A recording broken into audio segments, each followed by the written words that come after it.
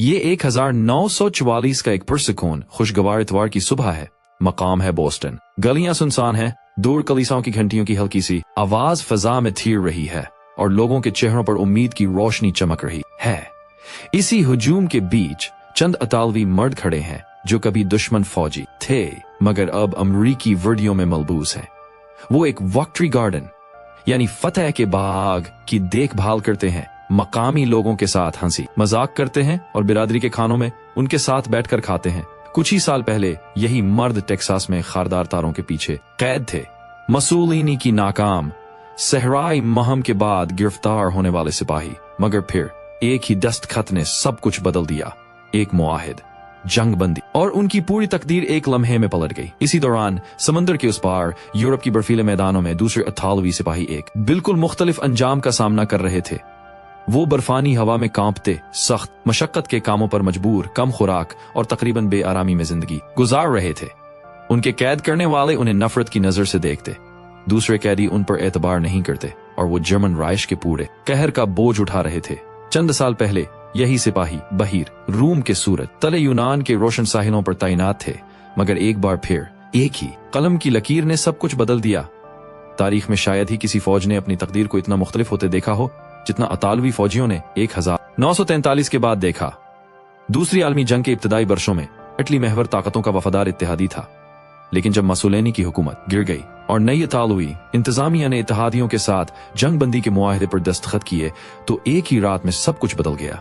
इस फैसले ने फौजों, खानदानों और वफादारियों को चीर कर रख दिया। यूरोप, अफ्रीका और मशरिक वस्तिया में बिखरे हजारों इतालवी फौजियों के लिए ये तय करना मुश्किल हो गया कि दुश्मन कौन है और दोस्त कौन, और जो पहले ही दुश्मन के कब्जे में थे उनकी जिंदगियां अब इन हाथों पर मुनहसर थीं जिन्होंने उनकी जंजीरें थाम रखी थी। बरतानवी सल्तनत इन इतालवी कैदियों की सबसे बड़ी रखवाल बन गई। 1940 के आखिर और 1941 के आगाज तक तकरीबन 2 लाख इतालवी कैदी बनाए जा चुके थे। जंग से पहले ही दबाव में आ चुके बरतानवी हुक्काम को फैसला करना था कि इतने ज्यादा कैदियों के साथ क्या किया जाए। वो सिक्योरिटी के हवाले से मोहतात थे, मगर मजदूरों की कमी भी शदीद थी, लिहाजा बहुत से कैदियों को बरतानिया से दूर ऑस्ट्रेलिया और जनूबी अफ्रीका जैसे इलाकों में भेज दिया गया। फिर 1941 के वसत तक पहले अतालवी कैदी बरतानिया पहुंचने लगे। ये मर्द जल्द ही एक गैर मुतवक्के मददगार साबित हुए। बरतानिया को मजदूरों की शदीद कमी का सामना था, खास तौर पर ज़राअत और तामीरात में। इन कैदियों को ऊंची बाड़ों के पीछे बंद रखने के बजाय हुकाम ने उनसे अमली फायदा उठाने का फैसला किया।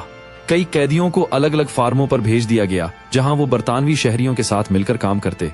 फिस्ताई हामियों को अलग रखने के लिए सिक्योरिटी जांच की जाती, मगर मजमूई तौर पर पहरा कम था। बरतानवी अवाम उन्हें खतरनाक दुश्मन नहीं बल्कि कीमती मजदूर समझने लगे जो जंग के दौरान मुल्क की जमीन को जिंदा रखे हुए थे। जुनीवा कन्वेंशन के मुताबिक कैदी गैर फौजी काम कर सकते थे। यूं इतालवी कैदी फार्मों, जंगलात और सोल इंजीनियरिंग के मंसूबों में मसरूफ हो गए। बरतानवी कॉलोनियों जैसे कि कीनिया में उन्होंने बड़ी सरकारी तामीरात में हिस्सा लिया, जैसे ग्रेट नॉर्थ रोड जैसी सड़कें। हालात जगह जगह मुख्तलिफ जरूर थे, मगर आम तौर पर दूसरे मुल्कों के कैद खानों से ज्यादा इंसानी सलूक पर मबनी थे। एक कैंप जिसे वर्किंग कैंप सेनेटिस वंचम इंग्लैंड कहा जाता था, में इतालवी कैदी इन्हीं झोंपड़ियों में रहते थे जो उन्होंने खुद तामीर की थी। ये रिहाइश गाहें मौसिल थीं, गर्म रखी जाती थीं ताकि अंग्रेजी सर्दियों में जिंदा रह सके।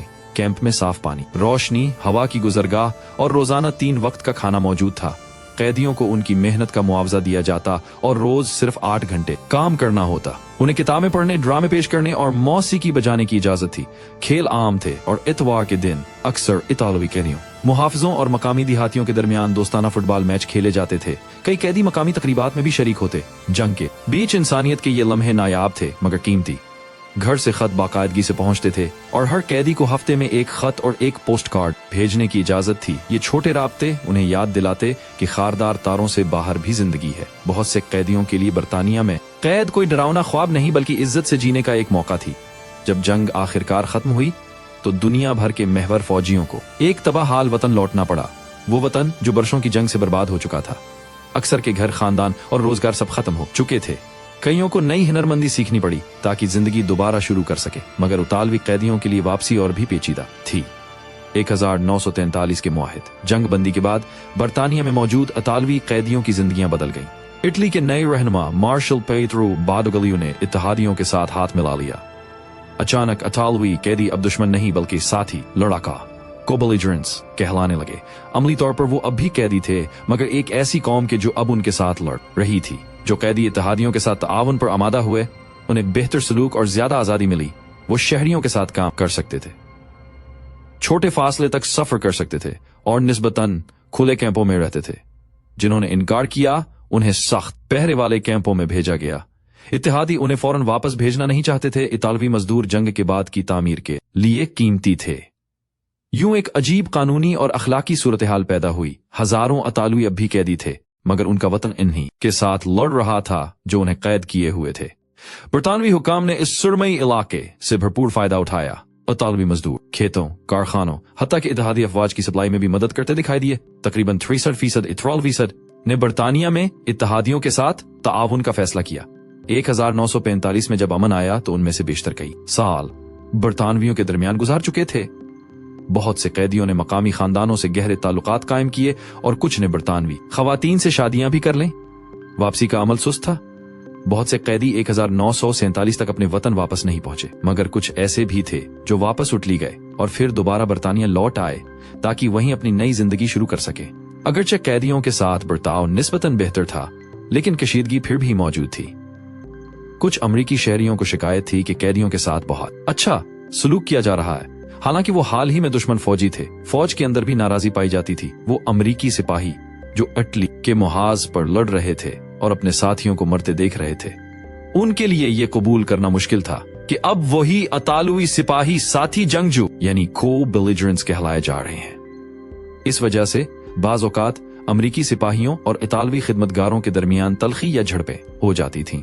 लेकिन उसके बावजूद ज्यादातर इतालवी कैदियों ने अमेरिका में अपने साथ होने वाले सलूक को इंसानियत पर मबनी और बाइज्जत करार दिया। एक कैदी ने यहां तक कहा, अमरीकियों ने हमारे साथ बहुत अच्छा सलूक किया, बल्कि शायद जरूरत से भी ज्यादा अच्छा। कई कैदियों ने अमरीकी खवातीन से मोहब्बत की और कुछ ने यहां नई जिंदगी शुरू करने का फैसला किया। उनके लिए अमेरिका कैद का मकाम नहीं रहा, बल्कि एक नई शुरुआत की जमीन बन गया। मगर दुनिया भर में तमाम इतालवी कैदी इतने खुश नसीब नहीं थे। जिनकी किस्मत जर्मनों के हाथ में आई, उनके लिए हालात कहीं ज्यादा तारीख साबित हुए। जब इटली ने हथियार डाले तो जर्मन फौज ने ऑपरेशन एक्सिस के नाम से एक तेज कार्रवाई शुरू की। जर्मनों ने इटली पर कब्जा कर लिया, उसके साबिका इलाकों पर कंट्रोल हासिल किया और इतालवी फौज को बिल्कुल बिखेर कर रख दिया। फौजी यूनिट टूट गए, क़यादत नापी हो गई और राब्ते मुनक़ता हो गए। कुछ सिपाही मकामी मज़ाहमती गिरोहों में शामिल हो गए, जबकि बाकियों को उन्हीं जर्मनों ने गिरफ्तार कर लिया जिनके साथ वो कल तक लड़ रहे थे। उन कैदियों को एक सफाक फैसला दिया गया, या तो दोबारा हथियार उठाओ और मसूलिनी के कट पतली रियासत के लिए लड़ो, या फिर अंजाम भगतो। ज्यादातर ने दोबारा लड़ने से इनकार कर दिया। जर्मनों ने उसे गद्दारी समझा। उनके नजदीक इतालवियों ने धोखा 2 बार दिया था। पहली बार पहली जंग अजीम में जब उन्होंने जर्मनी को छोड़कर इत्तेहादियों का साथ दिया, और दूसरी बार 1943 में जब उन्होंने दोबारा रुख मोड़ा। जर्मनों ने इन इतालियों को कैदियों के हकूक से महरूम कर दिया। उन्हें इतालवी अस्करी कैदी नहीं बल्कि इटालियन मिलिट्री इंटर्नीज कहा गया ताकि जिनेवा कन्वेंशन के कवानीन उन पर लागू न हों। बाद में उन्हें मजीद नीचा दिखाने के लिए सोल वर्कर्स यानी आम मजदूर करार दिया गया ताकि किसी बैनुल अक़वामी निगरानी से बचा जा सके। जर्मन कैद में जिंदगी अजियतनाक थी। कैदियों को खानों, फैक्ट्रियों और खेतों में तवील मुशक्कत करनी पड़ती। खुराक बहुत कम, पनाहगाहें टूटी फूटी और बीमारों का कोई इलाज नहीं। तपी, दक, भूख और थकन से हजारों मर गए। जो सिपाही सुस्त दिखाई देते या हुक्म न मानते, वहीं गोली मार दिए जाते।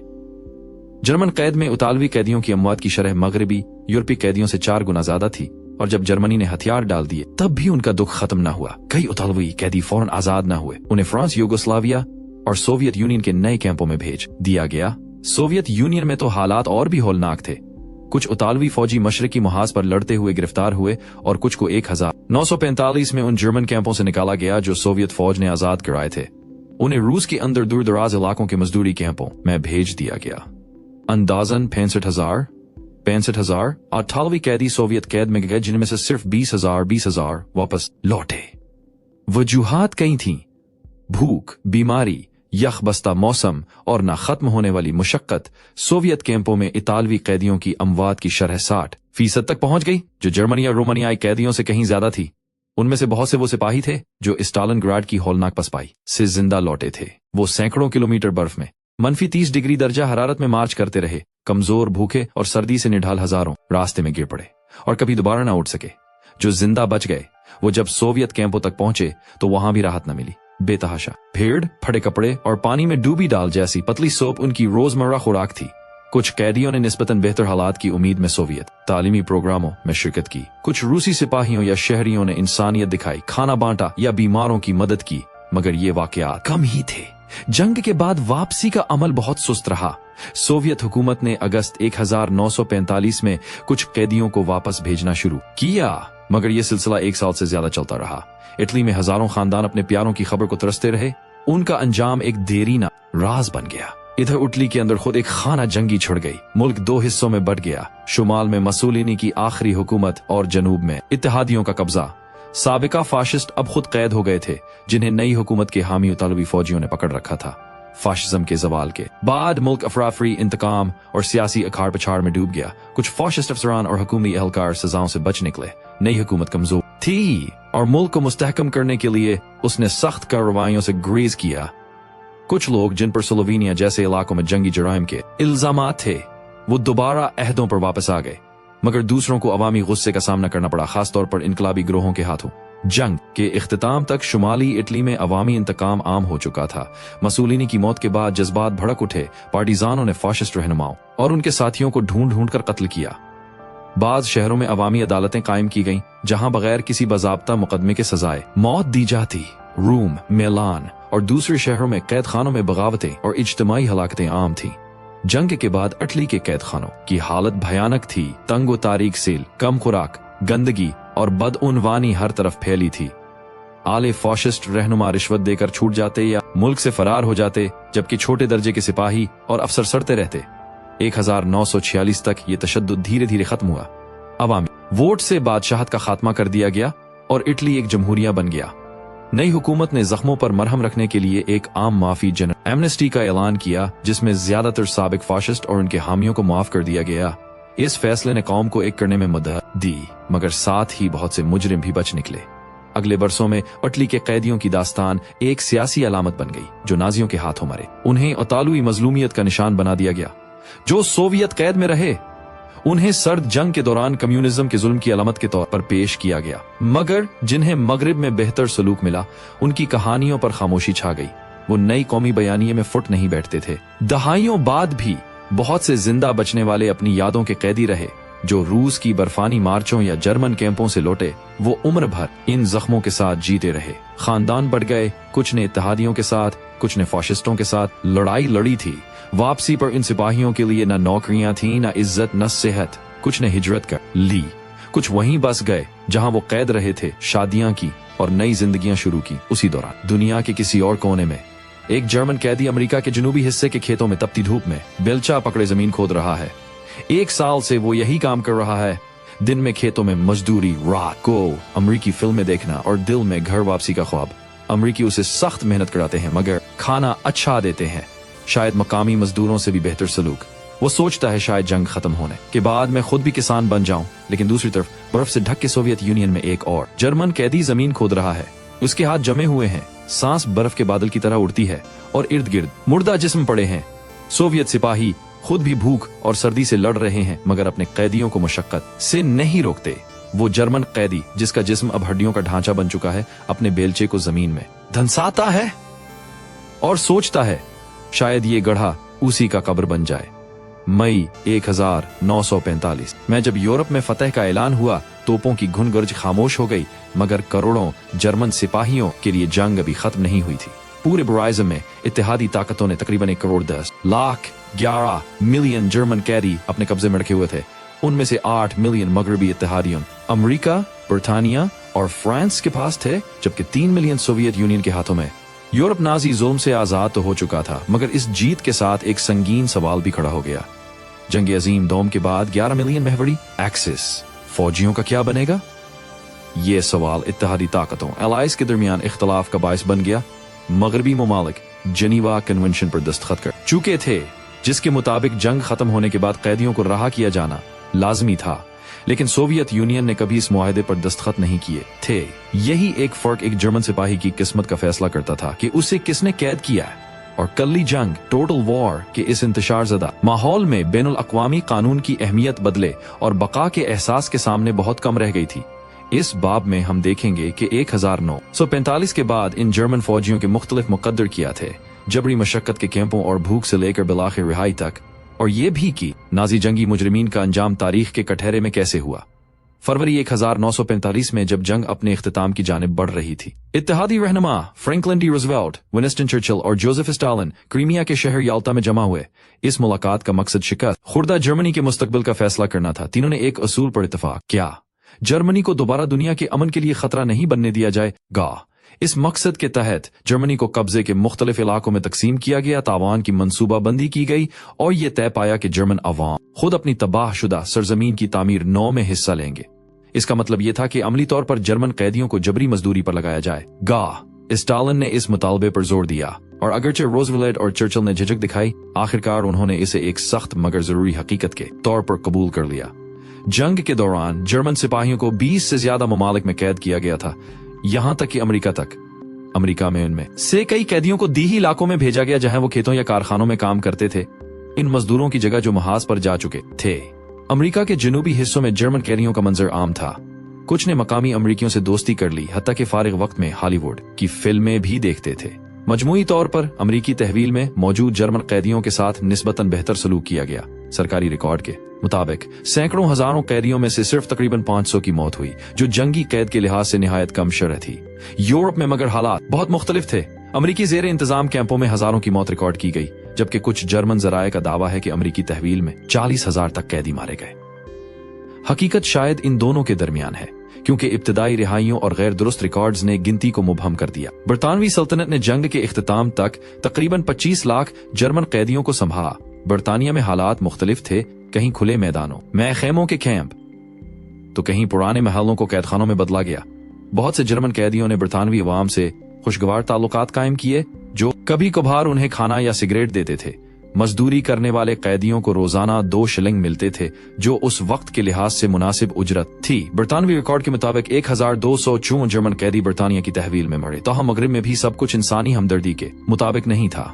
बाज आला अफसरान या मुश्तबा जंगी मुजरिमीन से तफ्तीश के दौरान सख्त तशद्दुद या अजियतनाक तरीके इस्तेमाल किए गए, लेकिन ये सब इन हालात के मुकाबले में कुछ भी न थे जो फ्रांसीसी तहवील में कैदियों पर बीते।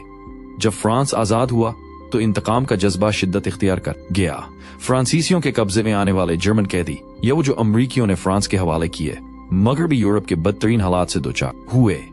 आम शहरी जो बरसों की जिल्लत और कब्जे से तंग आए हुए थे, उन कैदियों पर पत्थरों और लाठियों से हमला करते, बाज औकात उन्हें वहीं मार डालते। कई कैंपों की हालत ऐसी थी कि लगता था उन्हें कैद के लिए नहीं बल्कि मौत के लिए बनाया गया हो। फ्रांस के शहर सेत के करीब एक बदनामे जमाना कैंप में कैदियों को सिर्फ 900 कैलोरीज की खुराक दी जाती थी, जो वारसा के यहूदी बस्ती के नाजी राशन से भी कम थी।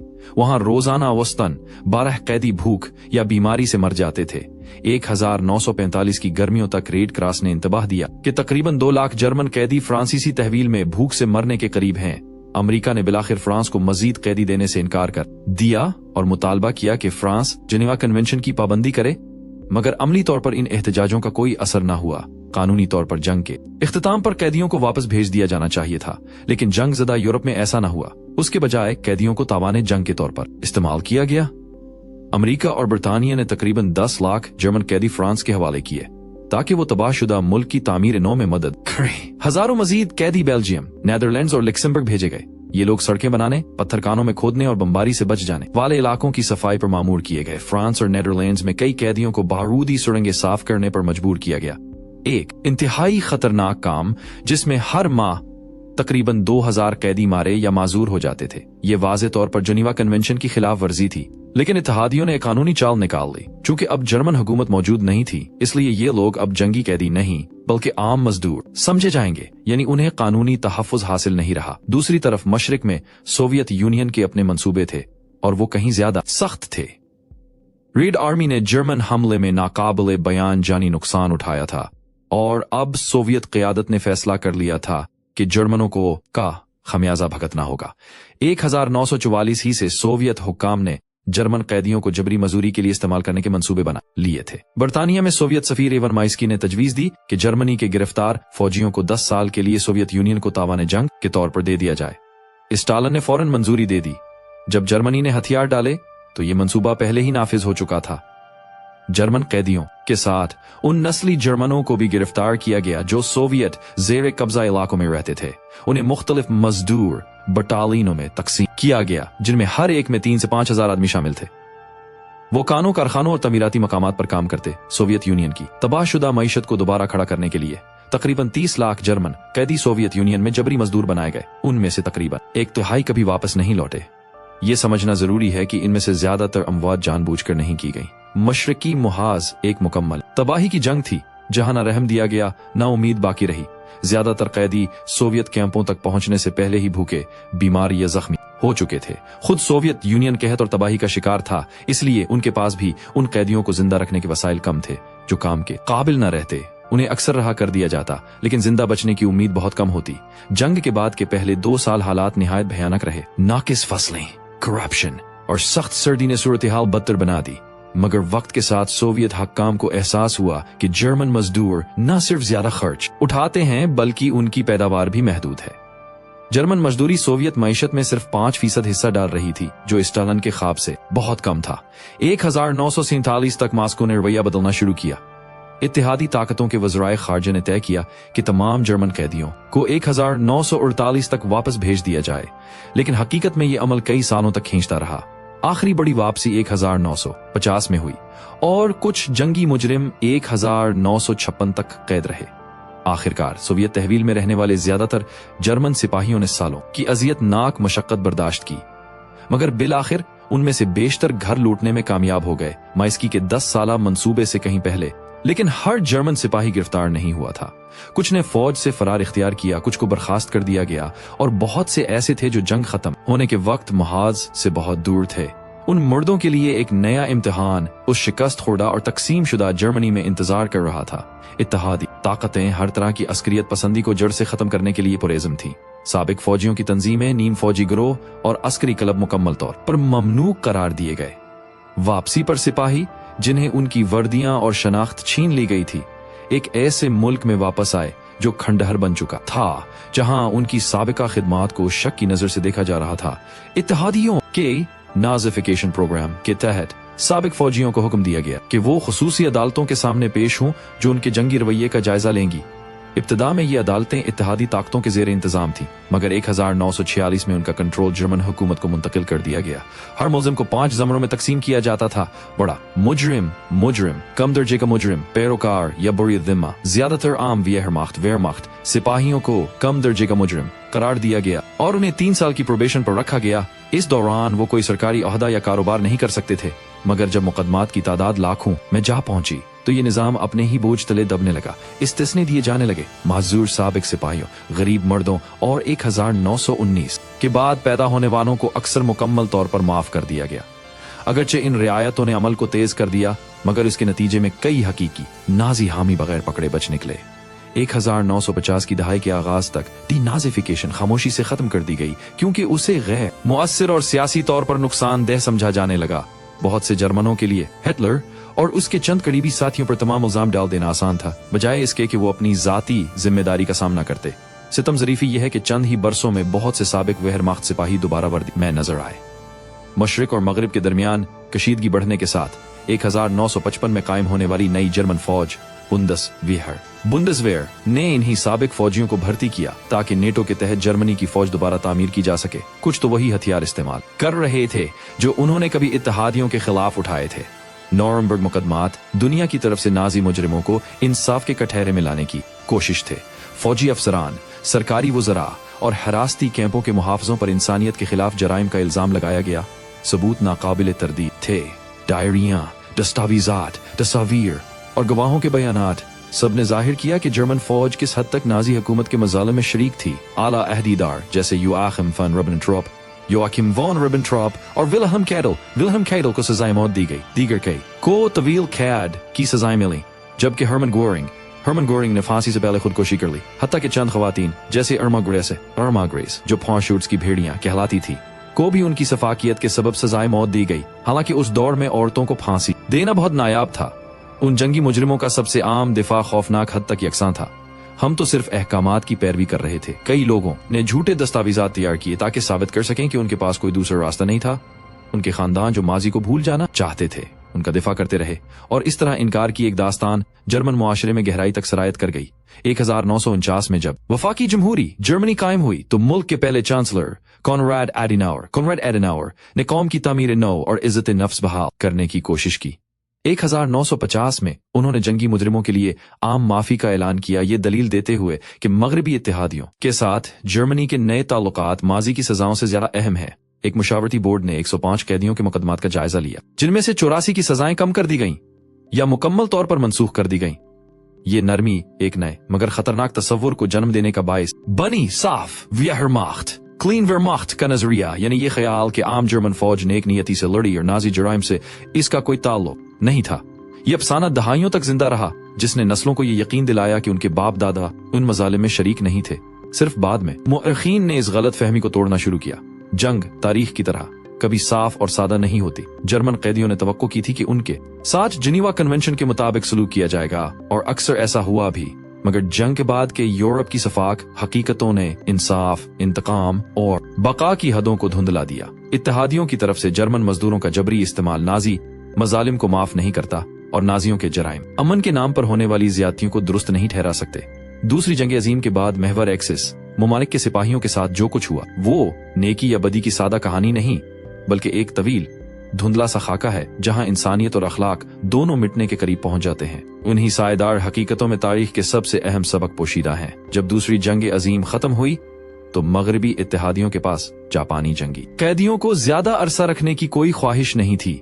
यूरोप में शिकस्त खाने वाले जर्मन सिपाहियों के बरअक्स जापानी कैदियों को न तबाहशुदा शहरों की तामीर नौ में मजदूर बनाया गया और न ही बारूदी सुरंगें साफ करने के लिए भेजा गया, बल्कि जापान की अपनी हुकूमत के बाकी मानदा इदारे और अमरीकी काबिज इंतजामिया दोनों ये चाहते थे कि ये सिपाही जल्द अज जल्द वतन वापस चले जाएं।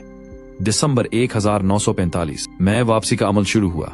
सबसे पहले बीमार और जख्मी सिपाहियों को वतन भेजा गया, फिर वो नस्ली कोरियाई और ताइवानी फौजी जो जापानी परचम तले लड़े थे, और आखिर में वो जापानी फौजी जो चीन में तैनात थे। ये अमल सुस्त और अफरात फ्री से भरपूर था। वापस आने वालों को हुक्म दिया गया कि वो अपने पास मौजूद गैर मुल्की करेंसी को जापानी येन में तब्दील करें, एक ऐसी करेंसी जिसकी कदर जमीन बोझ हो चुकी थी। मगर ज्यादातर के लिए पैसे की अहमियत नहीं थी। वो सिर्फ अपनी कैदी वर्दी उतारकर एक बार फिर खुद को सिपाही महसूस करना चाहते थे, चाहे सिर्फ वापसी के आखिरी मरहले के लिए ही क्यों न हो। जहाजों पर सवार होने के इंतजार में हजारों वापस आने वाले सिपाही बंदरगाहों के करीब आरजी बेरकों और गोदामों में ठहराए गए। ये इमारतें सर्द, खाली और हद से ज्यादा भीड़ वाली थीं। सिपाही लकड़ी के खुरदरे फर्शों पर सोए रहते, जिन्हें जापान के साहिली इलाकों में चलने वाली बर्फीले हवाओं से कोई तहफ्फुज हासिल न था। खाना कम और मामूली था। कई साबिक फौजियों ने बाद में लिखा कि हालात इतने खराब थे कि वो चाहते थे कि काश वो फिलिपाइन के कैदी कैंपों में ही रह जाते। जब बिल आखिर इनकी वापसी का वक्त आया तो हर शख्स को मामूली सा पैसा ट्रेन का किराया देने के लिए और इतना राशन दिया गया कि वो अपने आबाई कस्बे तक पहुंच सके। मगर ये वापसी शाज व नादिर ही खुशगवार साबित हुई। बहुत से खानदानों को सरकारी इत्तला मिली थी कि उनके बेटे या शोहर मर चुके हैं। कुछ सूरतों में जापानी हुकाम ने जानबूझकर झूठी रिपोर्ट्स जारी की ताकि ये जाहिर न हो कि कितने कैदी अब भी जिंदा हैं। इन खानदानों के लिए किसी ऐसे शख्स को दरवाजे से अंदर आते देखना जिसे वो मुर्दा समझ चुके थे, एक मौजज़ा भी था और एक सदमा भी। कुछ बेहोश हो गए, कुछ खुशी और पशेमानी से रो पड़े। वापस आने वाले सिपाही दबले, थके हुए और बीमार अपने शहरों की गलियों में घूमते थे, अक्सर वही वर्दियां पहने जो उनके साबिक दुश्मनों ने दी थीं। कुछ के सर पर पुराने फौजी टोपियां थीं, कुछ अमरीकी फौजियों से खाने या सिगरेट के लिए भीख मांगते। उनकी अजीम सल्तनत मिट चुकी थी और उसकी जगह बमजदा खंडरात और गैर मुल्की कब्जा ले चुका था। कुछ आम शहरियों ने खामोशी से उनका इस्तकबाल किया, उन्हें चावल या छोटे तोहफे पेश किए, लेकिन ज्यादातर जापानी अवाम के लिए जंग अभी एक खुला जख्म थी। उनके शहर तबाह हो चुके थे, खानदान बिखर चुके थे, और वो मर्द जो कभी कौमी हीरो समझे जाते थे अब शिकस्त की अलामत बन चुके थे।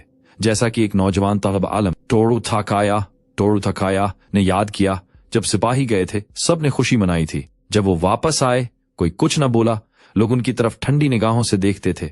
ये सर्द मोहरी जापानी फौजियों के लिए नाकाबिल बर्दाश्त थी। बरसों की ब्रेन वॉशिंग और खूनरेज जंग के बाद वो एक ऐसी कौम में वापस आए जो अब उनके वजूद से नाआशना हो चुकी थी। मायूसी, जुर्म एहसास और शर्मिंदगी आम थी। कई सिपाही चुपचाप अपने घरों में बंद हो गए और कभी बाहर न निकले। कुछ ने अपनी जान ले ली। जापान की शिकस्त के बाद उसकी रूह का टूट जाना उसके शहरों की तबाही जितना ही हौलनाक था। सोवियत यूनियन ने ज्यादातर जंग के दौरान जापान से बराह रास्त जंग नहीं की थी। एक गैर जारहाना मुआहदे ने दोनों सल्तनतों को खुले तसादुम से रोके रखा, जबकि दोनों अपने अपने दुश्मनों यानी नाजी जर्मनी और अमेरिका से लड़ने में मसरूफ थीं। मगर अगस्त 1945 में जब जापान पहले ही हार के दहाने पर था, सोवियत अफवाज ने मंचूरिया पर हमला कर दिया और सिर्फ चंद दिनों में जापान की मशहूर क्वांटोंग आर्मी को चोर चोर कर दिया। जापान की बाज़ाब्ता हथियार डालने के सिर्फ 3 दिन बाद स्टालिन ने हुक्म दिया कि मंचूरिया में गिरफ्तार तमाम जापानी फौजियों को सोवियत यूनियन भेज दिया जाए। उसके बाद जो सफर शुरू हुआ वो अजियत, जिल्लत और मौत से भरा हुआ था। कैदियों से इन की हर चीज छीन ली गई, घड़ियां, अंगूठियां, जूते तक, और फिर उन्हें उजड़े शहरों और तबाहशुदा रेलवे लाइनों के रास्ते लंबी जबरी मार्च पर रवाना कर दिया गया। रास्ते में उन्होंने वो मंजर देखे जो हमेशा के लिए उनके जहनों में नक्श हो गए। रीड आर्मी के सिपाहियों के हाथों जापानी औरतों पर हमले, शहरियों की जानिब से तज़हीक और थकन से मरते हुए फौजी। कई अभी भी ये समझ रहे थे कि उन्हें वतन वापस ले जाया जा रहा है, मगर जब वो रेल गाड़ियों में भरे गए, उनका सफर शुमाल की जानिब साइबेरिया की तरफ था। जैसे जैसे ट्रेनें बर्फपोश मैदानों से गुजरती गईं, सर्दी बढ़ती गई, दर्जा हरारत -, दर्जनों डिग्री तक गिर गया। सोवियतों ने कैदियों के लिए किसी किस्म की हरारत या आग का बंदोबस्त नहीं किया। लोहे के डिब्बे बर्फ जैसे हो गए और जो उनको छू लेता उसकी जल्द जमकर चमड़ जाती। जब ट्रेनें आखिरकार रुके तो वो वतन नहीं बल्कि साइबेरिया की बर्फीली कैदगाहों में खड़े थे। वही खता जो सदियों से रूस के कैदियों की कब्र बना हुआ था। उन कैंपों में जिंदा रहना रोज की जंग थी। नाकाबिले बर्दाश्त सर्दी जिस्म को सलाखों में तब्दील कर देती। कैदी घंटों की बजाय चंद मिनटों के लिए सो पाते, वो भी एक दूसरे के जिस्मों से लिपट कर गर्मी हासिल करने के लिए। लकड़ी के कमजोर झोंपड़ों में बारिश और बर्फ अंदर आती, और रात को अगर कोई बैतुल खला के लिए बाहर जाता तो वापसी पर उसकी जगह कोई दूसरा ले लेता। बीमारियां तेजी से फैलती थीं। जंग के दौरान सोवियत यूनियन ने लाखों डॉक्टर और तबी अमला खो दिया था, इसलिए कैंपों में ज्यादातर खवातीन डॉक्टर या नर्सें थीं। जापानी फौजियों के लिए ये एक बड़ी जिल्लत थी कि उन्हें औरतों के सामने बरहना मुआयना करवाना पड़ता, जो उनके जिस्मों के बाल काट देती ताकि जुएं ना फैलें। मगर ये जिल्लत नहीं, जरूरत थी, क्योंकि अगर ऐसा ना किया जाता तो वबाएं पूरे कैंप को खत्म कर देती। यहाँ एक तल्ख हकीकत समझना जरूरी है। जंग के दौरान जापान ने नाकाबिल तसव्वुर मज़ालिम किए कैदियों, शहरियों और पूरे ममालिक पर। जबरी मशक्कत, इंसानी तजुर्बात, इज्तमाई कत्ल, ये सब जापानी सल्तनत की वहशियाना हिकमत अमली का हिस्सा थे। ये जानना इस बात को जायज नहीं ठहराता कि बाद में उनके साथ क्या हुआ, लेकिन ये बदले के उस सिलसिले को समझने में मदद देता है जो इसके बाद आया। जिस तरह जापानियों ने दूसरों पर जुल्म किया, अब सोवियत उन्हीं पर वही अजाब ढा रहे थे। मजलूम अब सजा याफ्ता बन गए थे। साइबेरिया के अलावा भी कैद के कैंप पूरे सोवियत यूनियन में फैले हुए थे। वस्ती एशिया, यूरोल और जेर जमीन कानों तक। कुछ इलाके गर्मी में तपते, कुछ साल के बेशतर हिस्से में बर्फ से दबे रहते। जहां कहीं भी भेजे गए जापानी कैदियों से मशक्कत ली गई। सड़कें, पुल, रेल की पटरियां, फैक्ट्रियां। स्टालिन का हुक्म साफ था, उन्हें वही दोबारा तामीर करने दो जो उन्होंने तबाह किया। एनकेवीडी, सोवियत खुफिया पुलिस ने कैदियों को हजारा आदमियों के यूनिटों में तकसीम किया। कुछ लकड़हारे बनाए गए, कुछ कानकुन, कुछ रेलवे मजदूर। चंद खुशकिस्मत थे जिन्हें बेहतर कैंप मिले, जहां खाना बेहतर और काम हल्का था। लेकिन ज्यादातर जगहों पर ये जिंदा कब्रें थीं, जहां भूख, थकन और सर्दी रोजाना दर्जनों जाने ले लेती। किसी की किस्मत इस पर मुनहसर थी कि उसे कौन सा कैंप मिला, मौसम कैसा था और सोवियतों को इस इलाके से क्या काम दरकार था। हत्ता कि बेहतर कैंपों में भी जिंदगी अजियतनाक थी। मजदूर दिन निकलने से रात ढलने तक बर्फ, कीचड़िया, धूल में नंगे हाथों से मेहनत करते, लकड़ियां और पत्थर ढोते, रेलवे पटरियां बिछाते। शाम होते ही वो खामोशी से गिर पड़ते, बोलने की सख्त तक न रहती। दूसरी तरफ जापान में हुकूमत, जो अब अमरीकी निगरानी में थी, साबिक फौजियों की वापसी और बहाली का अमल मुनज़्ज़म करने की कोशिश कर रही थी। जो कैदी नहीं बने थे उन्हें जल्द अज जल्द वापस भेजा गया और उनकी महारत के मुताबिक काम दिया गया। फन्नी या तकनीकी इल्म रखने वालों को तरजीह दी गई, बाकियों को राशन कार्ड्स और बुनियादी सामान के साथ घर जाने दिया गया। नई हुकूमत ने साबिक फौजियों को मुल्क की तामीर नौ में शामिल होने की तरगीब दी। जापान खंडरात में बदल चुका था। फैक्ट्रियों, प्लांट और रियल नेटवर्क को दोबारा खड़ा करने के लिए मजदूरों की जरूरत थी। हजारों साबिक फौजी तामीरात या ट्रांसपोर्ट के शोबे में लग गए। कुछ ने अमरीकी अफवाज के लिए खिदमात अंजाम दें, बावर्ची, सफाई करने वाले या गाड़ियों के मकेनिक के तौर पर। टोक्यो में अमरीकी हेडक्वार्टर की इमारत खुद उन्हीं साबिक फौजियों के हाथों तामीर और चलाई गई, लेकिन सब वापस नहीं लौटे, कम अज कम फौरन नहीं। जापानी सल्तनत कभी 20 मिलियन मुरब्बा मील पर फैली हुई थी और हथियार डालने की खबर हर जगह नहीं पहुंची। घने जंगलात और दूर दराज जजायर में तैनात फौजी महीनों बल्कि बरसों तक लड़ते रहे, ये मानने से इनकार करते हुए कि जंग खत्म हो चुकी है। कुछ सिपाही समझते थे कि ये सब इत्तेहादियों की चाल है या बादशाह की आवाज जारी है, इसलिए वो जंगलों में छुप गए। जंगली फल और जानवर खाकर जिंदा रहे और फर्जी इमदाद का इंतजार करते रहे। सबसे हैरान कुन वाकया कॉर्पोरल शोइची योकवी का है, जो जजीरा गुआम के जंगलों में 28 साल तक छिपा रहा। जब अमेरिका ने 1944 में गुआम दोबारा हासिल किया तो उसकी रेजिमेंट तबाह हो गई। सबके मुर्दा समझ लिए जाने के बाद वो अकेला रह गया। बांस और पत्तों से बिना जेरे जमीन झोंपड़ा उसका घर बन गया। वो झींगे पकड़ता, दरख्तों की छाल से कपड़े बनाता और मकामी आबादी से दूर रहता। 1972 में 2 माही गैरों ने उसे दरिया के किनारे देख लिया। योकवी ने समझा कि उस पर हमला हो रहा है, लेकिन उन्होंने उसे पकड़कर खाना दिया और वापस ले आए। जब उसे मालूम हुआ कि जंग को खत्म हुए तकरीबन 30 साल गुजर चुके हैं तो वो फूट फूट कर रो दिया। बाद में वो जापान वापस गया, बाकायदा तौर पर फौज से फारिग किया गया और अपनी जिंदगी पर किताब लिखी। एक और मशहूर मिसाल लेफ्टिनेंट हीरो उनवुदा की है, जो फिलिपाइन में अपनी यूनिट के साथ लड़ता रहा।